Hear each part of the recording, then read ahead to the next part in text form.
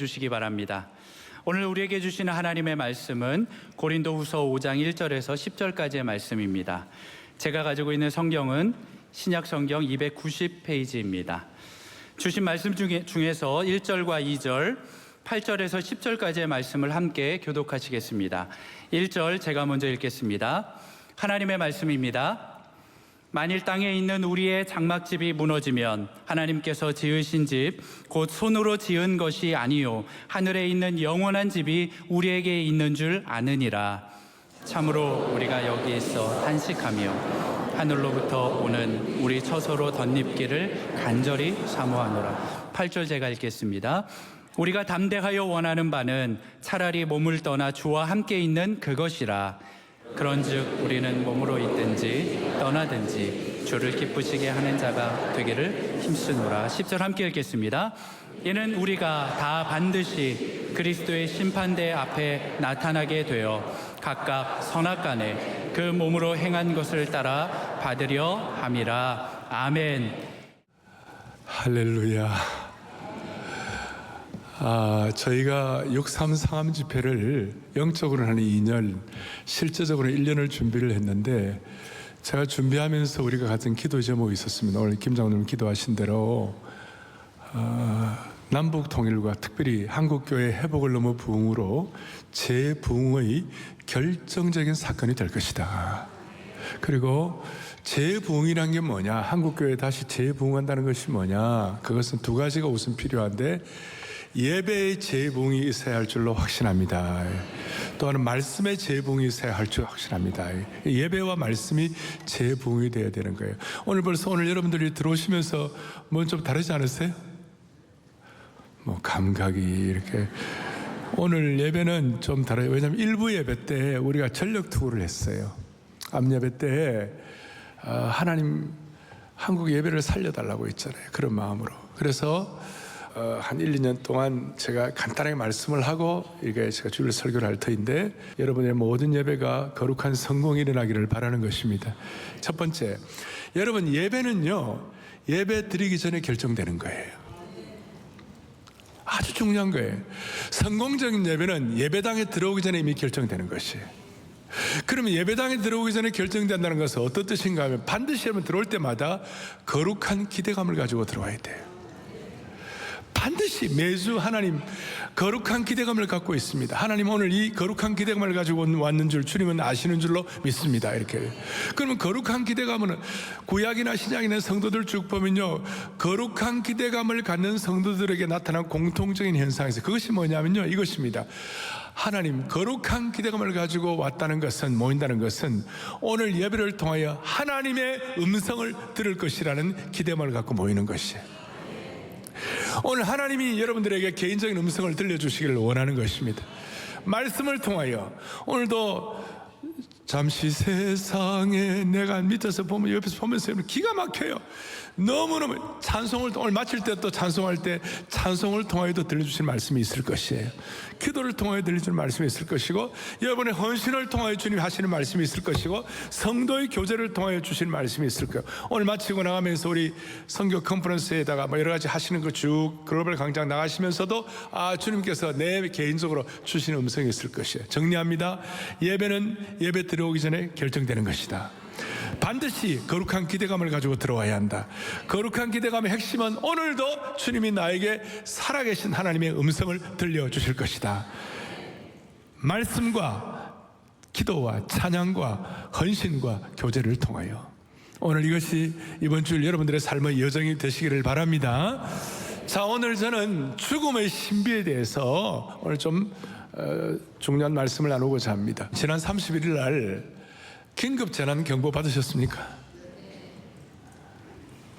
아침 6시 몇 분쯤 됐는데, 저는 그거 할 때 이렇게 상암 집회 종료 모임이 있어가지고, 아침에 목사님들 모임이 있어가지고 아침에 차를 타고 나가는 길이었어요. 또 왔더라고요. 그리고 경보 사이렌도 들으셨어요? 어떤 생각이 드셨어요? 죽음과 같은 긴급함, 저는 죽음과 같은 긴급함을 몇 번 맞이한 적이 있는데, 진짜 어려워지면요, 우리가 할 게 없어요. 뭐 사이렌 울려도 갈 데도 없다니까. 그런데 마침 그날 우리 교회 일찍 출근하는 우리 교회 직원들이 그 문자를 보고 우리가 살려면 안아주심의 본당에 내려가야 되겠다. 여기를 내려와야 되겠다.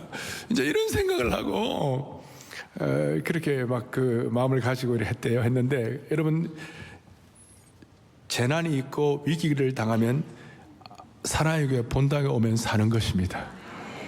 이 내용은 상당히 의미심장한 것이에요. 자, 그런 게 있었고, 또 하나는 제가 빌리그람 이번에 상암 집회 50년 집회하면서 제가 한번 주여, 이 집회가 우리가 애써서 수고하고 헌신하는데 진리가 선포되는 집회가 되게 해달라고. 그래서 제가 개회선을 할 때 진리가 선포되는 이 50주년 기념대회에 기회를 허락하신 살아계신 하나님을 찬양합니다 그랬잖아요. 그래서 그럼 진리가 뭐냐? 참 진리가 뭐냐? 예수 그리스도의 죽음과 부활로 말미암은 구원이 참 진리인 것이에요. 그러니까 죽음과, 예수님의 죽음과 부활. 그래서 이 죽음이라는 것에 관해서 먼저 우리가 갖고 있는 죽음의 문제를 해결해야 예수님께서 죽으신 그 은혜를 깨닫게 되는 것인데, 여한 오늘 이 참된 죽음의 신비에 대한 진리가 여러분들의 것으로 깨달아지기를 바랍니다. 죽음에 대해서 세 가지 자세를 갖고 있어요, 사람들은. 첫 번째, 죽으면 끝이다. 죽으면 다 끝난다. 죽으면 모든 것 끝. 인생은 살아있는 동안이 전부다.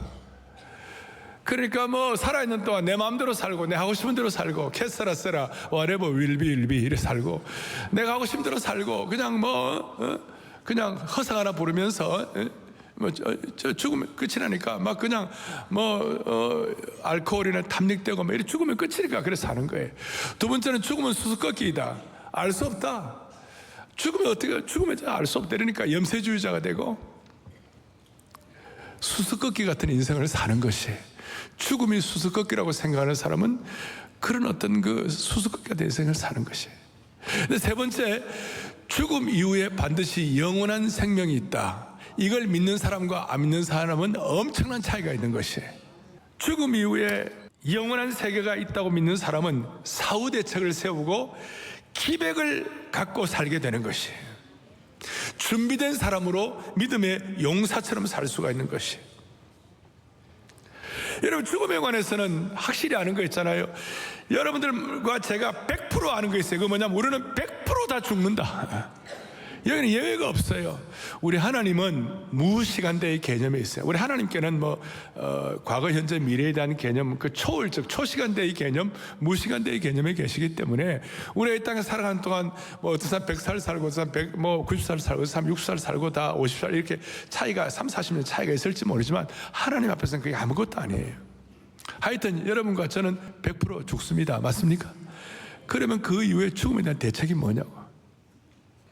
사랑하는 형제자매 여러분, 죽음 이후에 대책이 아무것도 없는 사람은 이 땅에 살면서 아무리 똑똑해도, 아무리 대단해도 죽음에 대한 대책이 없는 사람은 대책 없이 매일매일 사는 사람이에요. 죽음 이후에 영원한 세계에 대한 대책이 없는 사람이 어떻게 이 땅에서의 최선의 삶을 살아갈 수가 있겠습니까? 하루는 공자의 제자 자로가, 여러분 잘 아시는 내용이죠. 공자에게 감히 스승님께 죽음에 대해 묻습니다. 죽음이 무엇입니까? 그랬더니 공자가 뭐라고 그랬어요? 야, 이 땅에 삶도 모르는데 죽음 어찌 알겠느냐? 삶도 모르는 죽음 어떻게 알겠느냐? 거기엔 또 나름 또 생각이 있겠지만, 그러나 우리가 명확하게 얘기하면, 여러분 공자같이 사서삼경 너는 대단하지만 그런 거 대학 춘추 얘기 다 있지만 베드로는요 놀라운 얘기를 했어요. 저는 이 공자와 비교해서 베드로서 1장 19절에 제가 지난 주간에 이 말씀을 준비하면서 이게 너무 귀한 말씀이다. 여러분, 공자처럼 베드로가 많이 공부한 것도 아니고, 공자처럼 베드로가 무슨 많은 제자를 거느린 것도 아니에요. 그는 초란 어부 출신이지만 하나님께서 성령의 빛으로 그 마음을 깨닫게 하시고 생명의 진리에 대한 눈을 열고 죽음에 대한 소망이 있는 사람에게 나타난, 이 땅의 삶도 모르는데 죽음 어떻게 알겠느냐는 공자와 어부로서 살았지만 분명하게 확인된 베드로의 고백을 한번 들어보시죠. 베드로서 1장 19절 뭐라고 되어 있느냐, 같이 읽죠. 우리에게는 더 확실한 예언이 있어 어두운 데를 비추는 등불과 같으니. 아멘. 우리에게는 확실한 예언을 갖고 있네. 베드로가 갖고 예언이 뭐냐, 이게 어두운 데를 비추는 등불과 같다. 사람들은 다 깜깜해요. 아주 그냥 아주 그 마음이 죽음 이후의 것에 대해서 모두가 다 깜깜한 암흑같이 아무것도 모르는 그런 빛이 없는, 깨달음이 없는, 통찰력이 없는 그런 깜깜함 속에 있는 거예요. 그런데 그 깜깜한 어둠 속에 여러분 등불 한번 비춰봐요. 얼마나 놀랍습니까? 거기 손전등이라도 비추고 거기에다 성냥불을 한번 켜봐요. 환하게 빛나는 것이죠. 그것뿐만 아니라 1장 19절 뒤에 뭐라고 나와 있는가? 이렇게 나와 있어요. 같이 보죠. 날이 새어 샛별이 너희 마음이 떠오르기까지 너희가 이것을 주의하는 것이 옳으니라 그랬어요. 죽음 이후의 세계뿐만 아니라 여러 우리 삶의 영적인 어떤 질문들이 있을 때에 그 모든 어두움의 시간이 지나가고 날이 새어 샛별이 너희 마음에 떠오르기까지 너희가 이것을 주의하는 것이 옳으니라. 우리가 깨닫는 것이 있는데 오늘 죽음 이후의 신비에 대해 여러분들의 말씀하는 이것이 여러분들에게 샛별 같은 은혜 되기를 바라는 것이, 샛별의 총명함과 샛별의 청신함과 샛별의 청명함이 여러분들에게 주어지기를 바라는 것이에요. 공자도 못 깨달은 것을. 첫 번째 우리가 샛별처럼 깨닫는 것이 무엇인가? 오늘 본문 1절을 보겠습니다. 만일 땅에 있는 우리의 장막집이 무너지면, 이 고린도후서 5장 1절 10절까지는 이 죽음 이후의 신비에 대해서 너무나 영광스러운 말씀이에요. 그런데 1절에 이렇게 1절 뒤에 이렇게 나와 있어요. 하늘에 있는 영원한 집이 우리에게 있는 줄 뭐라고 되어 있어요? 아느니라. 오늘 첫 번째 우리가 주제가 뭐냐? 아는 것. 우리는 아느니라. 공자도 모르는데, 이태계, 이황, 이기, 이원론, 한국의 철학자들, 대단한 사람들 다 모르는데 우리는 오늘 이 시간 아느니라. 말씀에 대한 거룩한 기대감을 가지고 나온 성도들에게 알게 하시느니라. 뭘 알게 하시는가? 사랑하는 여러분, 죽음이 왜 어려워요? 사람들은 죽음 얘기가 나오면 다 두려워하는 것이, 죽음은 두려움을 가져오는 거예요. 그 두려움 가져오는 것 때문에 사람들이 극복이 안 되는 것이에요. 그래서 죽기 직전 되면 아무리 대단한 다 두려워하고 다 힘들어하고 몸도 육신도 아픈 거 있겠지만 영적으로 길이 없으니까, 깜깜한 절벽이니까, 꽉 막혀 있으니까, 깜깜하니까 다 두려운 거예요. 그런데 주님께서 우리에게 아느니라 뭘 깨닫게 하시는, 우리 성경 전체를 통해 아는 것이 있어요. 그건 뭐냐? 보통 우리 성경에서, 신약에서 말하는 성경은 대부분 구약 성경을 말씀하는 거예요. 구약 성경 전체를 딱 일목요연하게 요약을 해가지고 깨닫게 하시는 건 뭐냐면 히브리서의 말씀인데, 히브리서 가운데 히브리서 2장 14절 15절에 참 기가 막힌 말씀이 있어요. 자, 모든 사람이 죽음을 두려워해요. 그런데 우리는 왜 죽음을 두려워하지 않을까? 예수 믿는 사람들은, 피의 복음을 가진 사람들은 왜 죽음을 두려워하지 않을까? 그 이유가 뭘까? 히브리서 2장 14절 이와 같이 나와 있어요. 같이 보겠습니다. 이 14절만. 자녀들은 혈과 육에 속하였으며. 잠깐만요. 우리가 다 혈과 육에 속했죠? 우리 다 육신의 몸을 갖고 있죠? 그 다음 또요, 그도 또한 같은 모양으로 혈과 육을 함께 지니심은, 자, 중요합니다. 그가 누굽니까? 메시아 되신 예수님이 우리와 똑같은 육신의 몸을, 소위 성육신을 입으셔서 혈과 육을 함께 지니심은, 그 이유는, 그 다음 중요합니다. 죽음을 통하여 죽음의 세력을 잡은 자 곧 마귀를 멸하시며, 그 다음 또 15절에 같이요, 또 죽기를 무서워함으로 한평생 매여 종노릇하는 모든 자들을 놓아주려 하십니다. 아멘. 너무나 이걸 말씀은 처음 보는 분들은 조금 더 깨달아야 되겠지만, 성경을 아는 분들은 딱 마음에 아까 말씀한 대로 샛별같이 깨닫게 하시는 은혜가 있는 것이에요. 무슨 말이냐, 이런 뜻이에요. 보십시다. 예수님이 이 땅에 오신 중요한 이유 중에 하나가 마귀의 세력을 멸하러 오신 것입니다. 마귀가 하는 일은 우리에게 두려움을 주고 상처를 주고, 그 다음 영원한 형벌을 갖게 하고 우리를 고통 가운데서 온갖 더러움 속에 살게 하는 것이 마귀의 목표예요. 마귀는 한 생명이라도 더 고통 가운데서 영원한 흑암 가운데로 갖고 가게 하는 것이 마귀의 목표예요. 예수님은 우리에게 선한 목자가 돼가지고 이 땅에 오신 중요한 마귀의 세력을, 이런 잘못된 마귀의 세력을 멸하시기 위하여 고통과 저주와 더러움과 오욕과 수치와 부끄러움과 형벌 속에 있는 우리들을 예수님께서는 오셔가지고 피의 복음을 통하여, 용서의 강을 통하여 우리에게 은혜를 주심으로 말미암아 마귀의 세력을 멸하시기 위하여. 그래서 2장 15절 다시 한번 뭐라고 나와 있냐면 이렇게 나와 있어요. 죽기를 무서워함으로 한평생 매여 종노릇하는 자들을 자유케 하시는 것이. 오늘 여러분과 저는 죽음의 두려움을 극복한 하나님의 신실한 종들이 된 것입니다. 이건 너무나 신비한 것이에요. 예수 그리스도의 피의 복음, 그 피의 복음을 믿는 사람들마다 용서의 강을 경험하게 되는 것이에요. 피의 복음을 깨닫는 사람들은 용서의 강, 은혜의 강을 경험하게 되면 우리 뒤를 따라오는 사냥개와 늑대와 마귀 같은 못된 군사들이 우리가 은혜의 강을 지나는 동안에 우리의 냄새를 다 잊어버리고 우리를 추적하지 못하도록 만들어 주시는 것입니다. 자, 오늘 우리는 예수님께 우리의 죄가 용서받도록 그리스도의 십자가 앞에 나와서 피의 복음 앞에 주님, 우리의 죄가 주님의 피의 복음 때문에 용서받은 줄로 믿습니다. 이렇게 한 사람들인 거예요. 맞습니까? 이 지상에서 대단한 위인들이 있습니다. 대한민국의 제일 위인이 누굽니까? 세종대왕이다. 그 다음에 이순신 장군이다. 그래서 광화문에 두 분만 있는 거 아니에요 지금? 그런데 아무리 위인이라 할지라도 여러분들이 이순신 장군님 나의 죄를 용서해 주옵소서 한 적 있습니까? 웃기네. 세종대왕님 나의 모든 허물과 모든 연약함과 모든 죄를 용서해 주옵소서. 말이 안 되죠. 이 땅에서 오직 유일한 분 예수 그리스도의 눈을 열고 성령님을 통하여 주님, 내 죄의 문제는 예수님의 피의 복음밖에는 나의 죄를 씻기는 예수의 피밖에 없네. 이걸 믿는 사람들은 마귀의 세력을 멸하는 예수 그리스도의 자녀가 되는 것이에요. 그리고 주님께서 그 죽음의 권세를 이기시고 부활하여 첫 열매가 된 거예요. 그 첫 열매란 게 오늘 우리들을 위하여 첫 열매가 되신 것이에요. 우리들을 위하여 본보기가 되신 것이에요. 그래서 우리 주님은 죽음의 두려움에 있는 모든 사람들을 구원하셨고 이 땅에 있는 육신의 죽음을 죽이신 것이에요. 죽음을 극복하게 하신 주님을 찬양하는 것입니다. 이걸 깨닫는 사람들은 누구다 다 그리스도 예수의 사람들은 결코 정죄함에 없나니 이는 그리스도 예수 안에 생명의 성령의 법이 죄와 사망의 법에서 우리를 해방하였느니라. 그 법이 뭐냐면 능력으로 해석할 수 있어요. 생명의 성령의 능력이 오늘 제가 말씀드린 죽음을 돌파하는 마귀의 세력을 멸하게 하시는 정말 우리로 하여금 선한 목자 되시는 이 생명의 성령의 능력이 마귀의 죄와 사망의 능력을 압도하였느니라.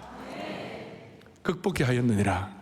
이걸 깨닫는 사람에게는 모든 성도들의 죽음은 이 땅은 사망이 왕노릇하지만 성도에게의 죽음은 영광의 궁전에 입성하는 것이요 하나님께 올라가는 불마차가 되는 것이고 독수리의 날개가 되는 것이고 천국의 항군문에 들어가는 통로가 되는 것을 확실히 아는 것이에요.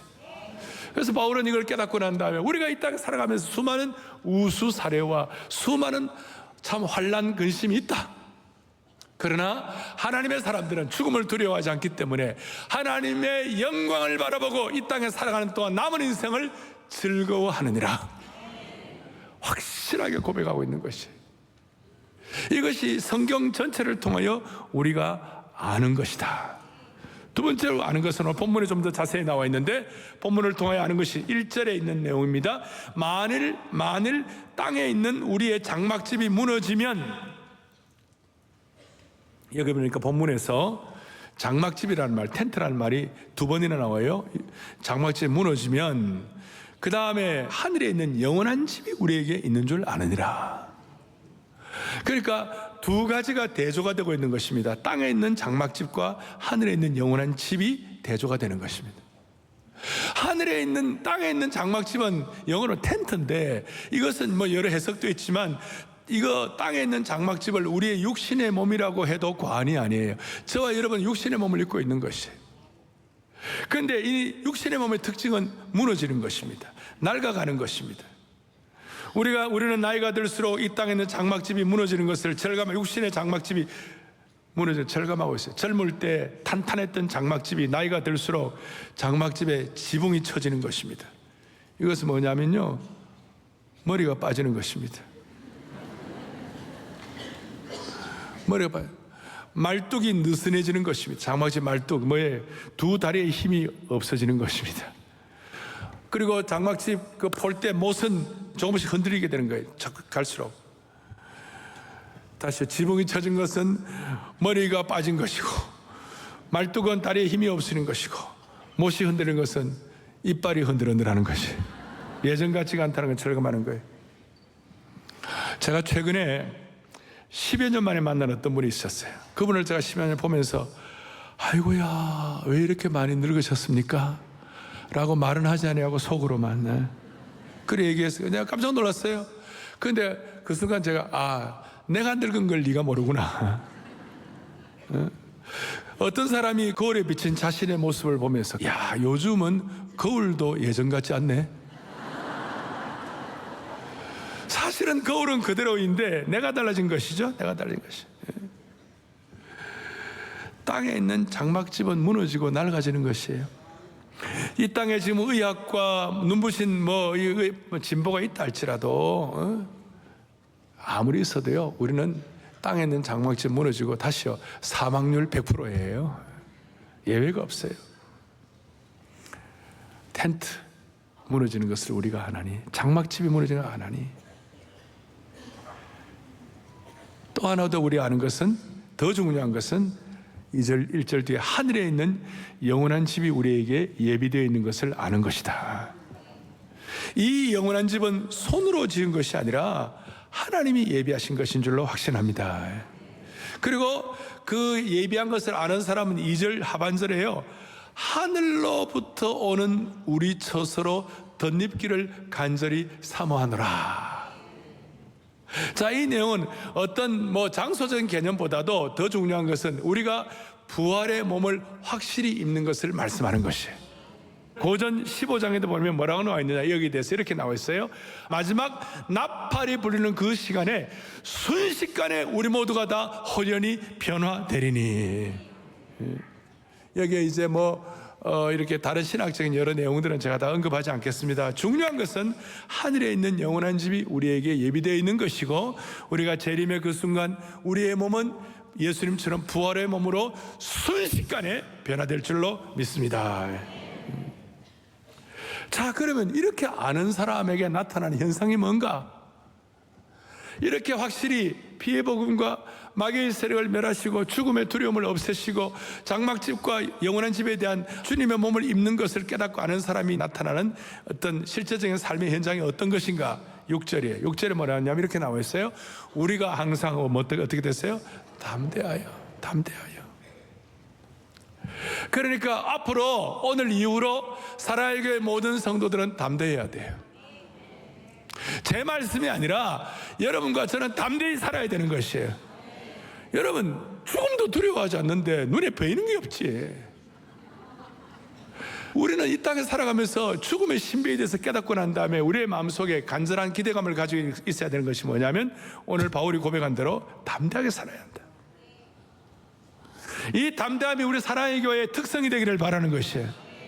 이 담대함이 앞으로 한국교회 성도들이 회복을 넘어 부흥으로의 특성이 되기를 바라는 것이에요. 담대한 용사가 되는 것이에요. 담대함 주님의 용사가 되는 것이에요. 제가 이 담대함을 얘기할 때에 담대함은 용기를 냅시다, 그리고 입술을 꽉 다물고 파이팅, 이게 아니고, 이 정도가 아니고, 영적 기백이 우리의 삶 속에서, 우리의 내면 속에서 맹맥이 흐르고 어떤 경우에도 상록수 신앙을 유지하면서 한결같은 시종일관하는 능력을 갖는 것이 영적인 담대함이라고 말할 수 있는 것이, 어떤 경우에도 흔들림이 없는 거예요.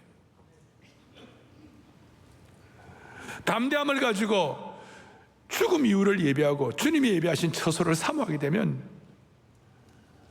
이 땅에 있는 것들도 우선순위와 덜 중요한 걸 탁 과감하게 정리할 수 있는 안목도 생기는 것이고, 담대함이에요.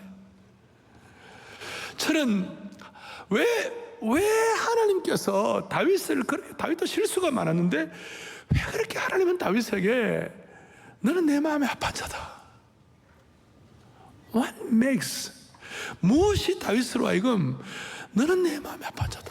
다윗도 부족함도 있고 그런데 왜 그랬을까?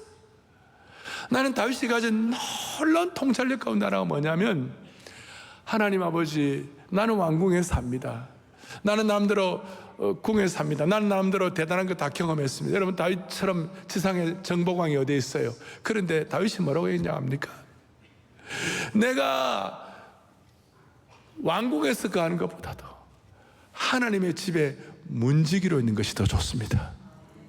이건 다윗의 대단한 고백이에요.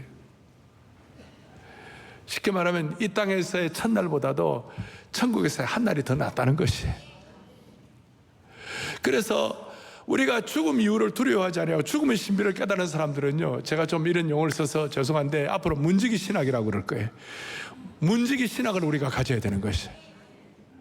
우리는 죽음을 두려워하지 않는 은혜를 깨달은 사람들은 야, 이 땅에서 왕궁에 사는 것보다도 하나님 나라의 문지기로 있는 것 더 낫다. 어떤 장소적 개념을 뛰어넘어 가지고 여러분들의 살아가는 이 땅의 삶의 담대함과 역동성, 하나님 나라 용사로서, 그래서 이런 담대함이 있으면 이 땅에 있는 것들 너무 자고우면하지 아니하고 영적인 용사가 되어가지고 거룩한 홀로서기가 가능하다 이 말이에요. 좀 누가 상처 주고 좀 이렇고 어렵고 이렇게 있어도 하나님 아버지, 나는 하나님 나라의 문지기 신학을 가진 줄로 믿사오니 이걸 통해서 거룩한 용사가 되게 하여 주시옵시고, 이걸 통해서 주님, 내 사람들에게 너무 영향받지 않고 사건에 너무 영향받지 않고 죽음도 두려워하지 않는 내가 뭘 걱정합니까? 하나님, 내가 믿음의 홀로서기 있게 하여 주시고 일마다 때마다 믿음 보고 하게 하여 주십시오. 믿음 보고 1.0, 믿음 보고 2.0, 믿음 보고 3.0을 하게 하여 주시옵소서. 여러분, 우리 주위에 있는 가까운 사람도 떠나고 가족도 떠나고 육신의 장막도 약해지고 그럴 때마다 우리가 환경에 얽매여서 우울하고 힘들어하게 살 것인가, 아니면 다윗처럼 문지기 신학을 가지고 용기 있는 홀로서기를 하면서 내 능력과 내 실력으로 사는 것이 아니라 위로부터 부어주시는 은혜를 갖고 빛을 받고 샛별을 경험하고 벌떡벌떡 일어서야 될 줄로 믿는 것이,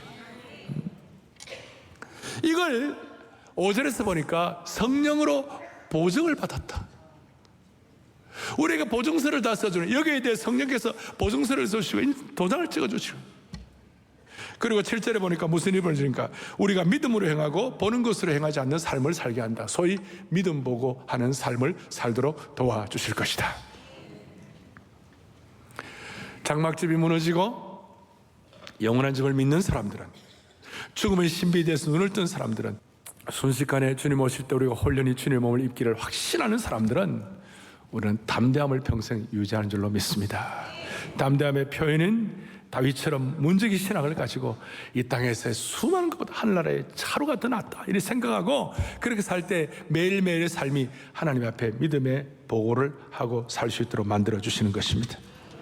그럴 때 8절에 담대함을 가지고 우리가 담대하여 원하는 바는 차라리 몸을 떠나 주와 함께 있는 그것이라.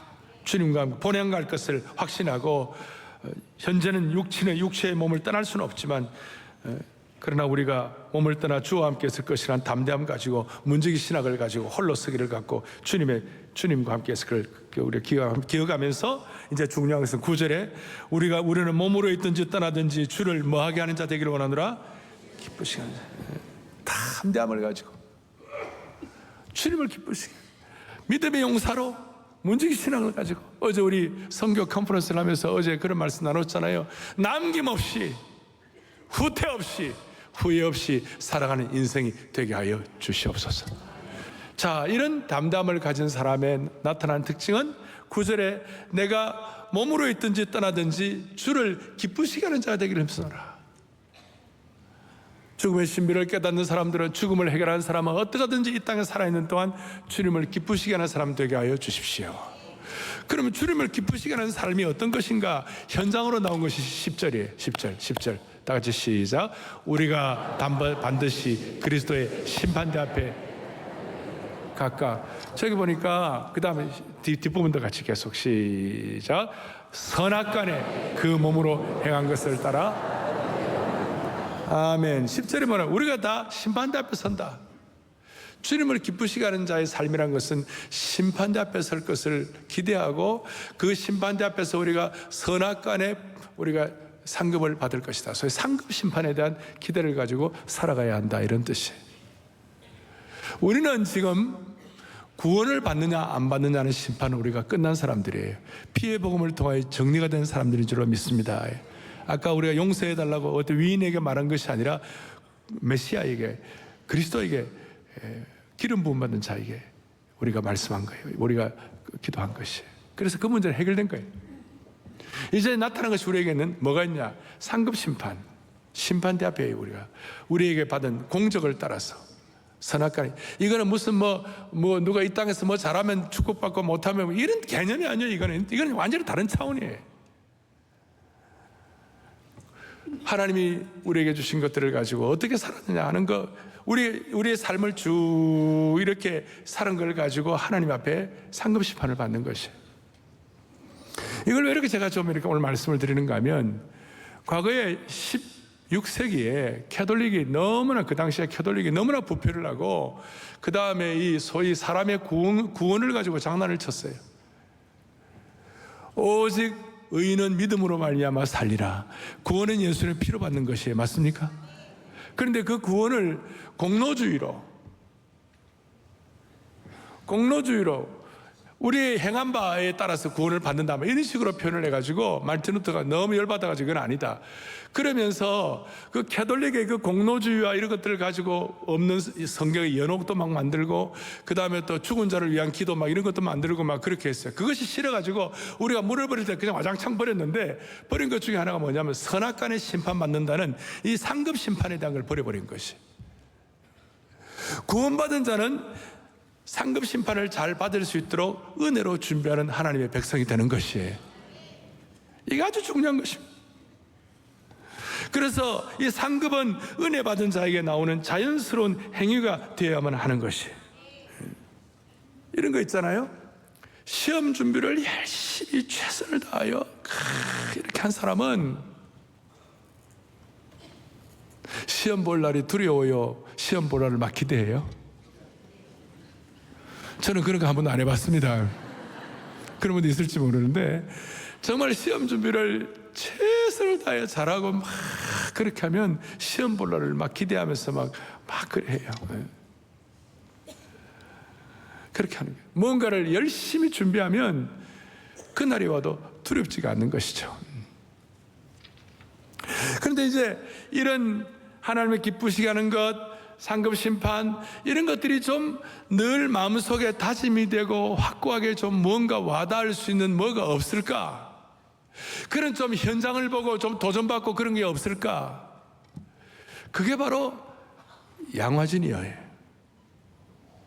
아멘. 양화진 선교사님들 묘에 가면 거기가 상급 심판과 살아온 삶의 선교사님들의 히스토리가 다 들어있는 것이. 그래서 우리 교회 지금 올해도 한 1,500 몇십 명이 선교 나가잖아요. 국내 선교 700한 50명, 단기 선교 한 700한 50명, 그리고 거의 1,500명이 해외 선교 700이 넘게 나가는데, 그 나가기 전에, 단기 선교팀들 하기 전에 양화진 묘소에 가가지고 다 서 있기만 해도 좀 각오가 되는 것이, 나를 좀 추스려주고, 나를 문지기 신학으로, 나를 그리스도의 용사로 믿음의 홀로서기를 감당할 수 있도록 좀 다짐하게 하는 곳이 양화진 묘역이에요. 거기 가면 몇 분들 제가 좀 해놨는데, 거기 하나님께 영광, Give God the Glory 이렇게 해가지고 윌리엄 베월드 2세들 묘지예요. 숭실대학을 만들었던 윌리엄 베월드 선교사님의 자녀들이 죽어가 거기 있어요. 그 다음 또 나는 웨스트민스터 사원보다 한국 땅에 묻히기를 원하노라, 여러분 잘 아시죠? 헐버트.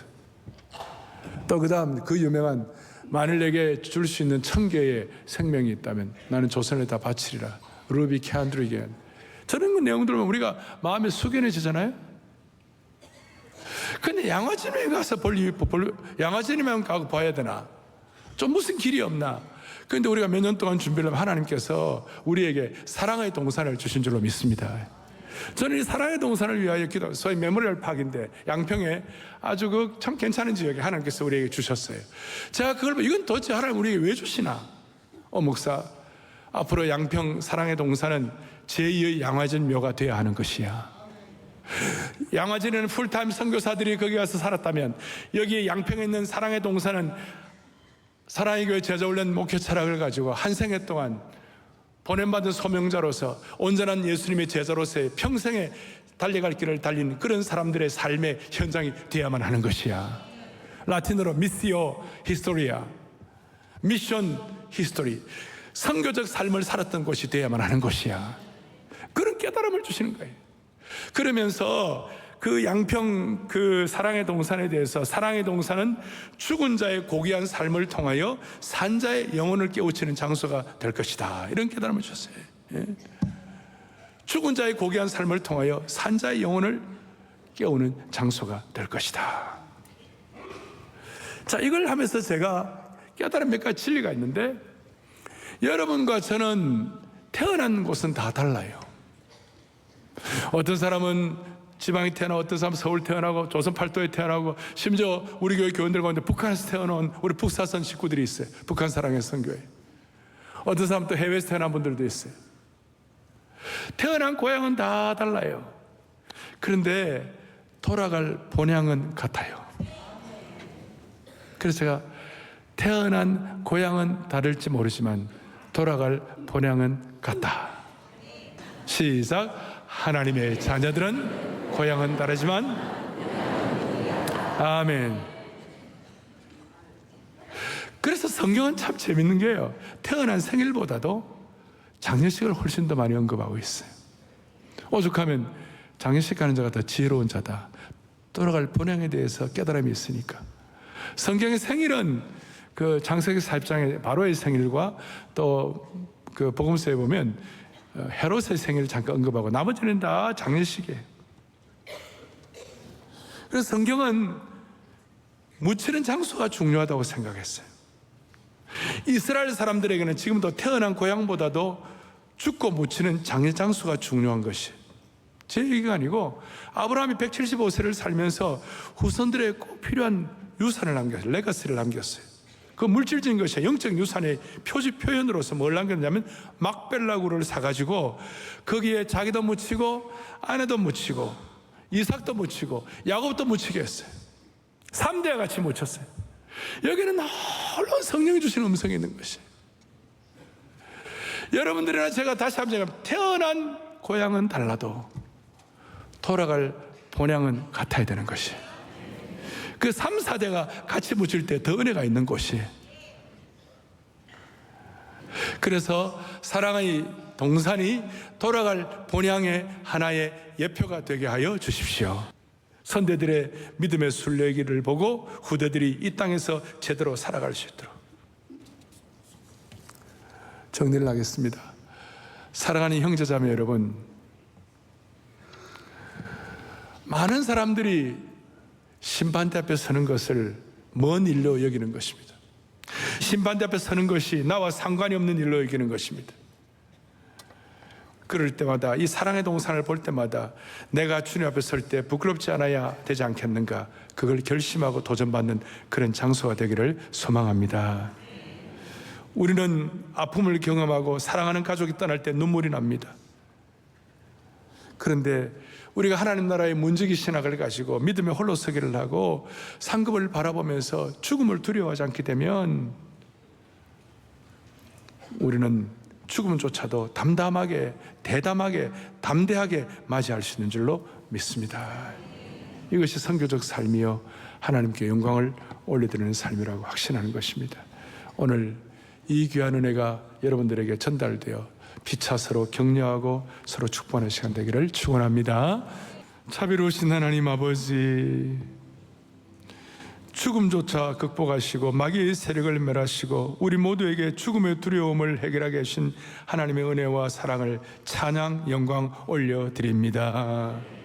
우리 모두는 나이가 들어갈수록 몸이 약해지고 육신의 장막집이 무너지는 것을 절감합니다마는, 그러나 우리에게 죽음은 영원한 처소인 하나님 나라의 영광의 궁전에 들어가는 영광의 문인 줄로 믿습니다. 어떤 상황에서도 담대함으로 승리하게 하여 주시옵소서. 문지기 신학을 가지고, 담대함을 가지고 하나님 나라의 용사가 되어서 이 시대에 믿음 보고를 하고 심판대 앞을 준비하는, 기쁨으로 심판대 앞을 준비하는 하나님의 귀한 종들로 삼아 주시기를 원하옵나이다.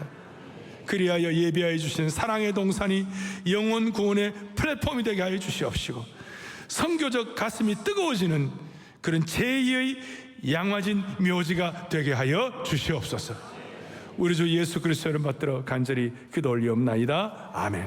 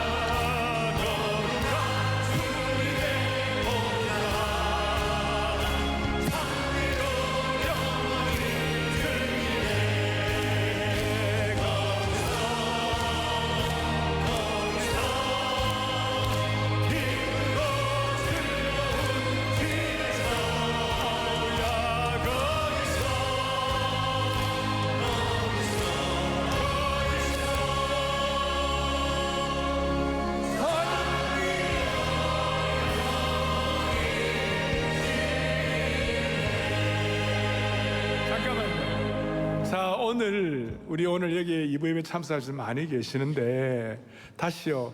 고향은 달라도 뭐는 같다? 고향은 같다. 그 마음 가지면 우리가 정말 가슴에 그냥 물밀 듯한 은혜가 오는 거예요. 아시겠죠? 이것 때문에 우리가 영가족이라고 하는 것이, 영적 가족이라는 것이 영원한 가족인 것이에요. 3절 4절 하면서 영원한 가족임을 실감하십시오. 3절 우리를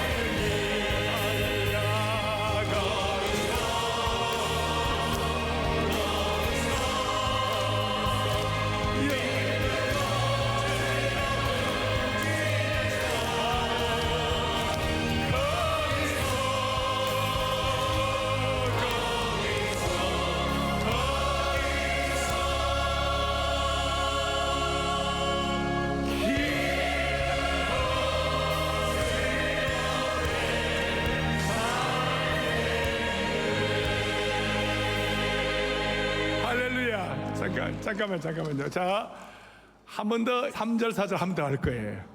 마귀는 이 땅에 우리의 고통과 죽음의 형벌을 가져오겠지만 예수님이 이 땅에 오셔가지고 마귀의 세력을 멸하신 것입니다. 그거 믿고 모든 상처와 고통 다 벗어버리고 우리 시험 많이 준비해가지고 시험 볼 날 기다리는 사람처럼 죽음도 즐거이 맞이할 수 있기를 바랍니다. 우린 다 영가족입니다. 영원한 가족이면 두 손 번쩍 듭시다. 다 번쩍 들고 확신하면서 시작. 우리를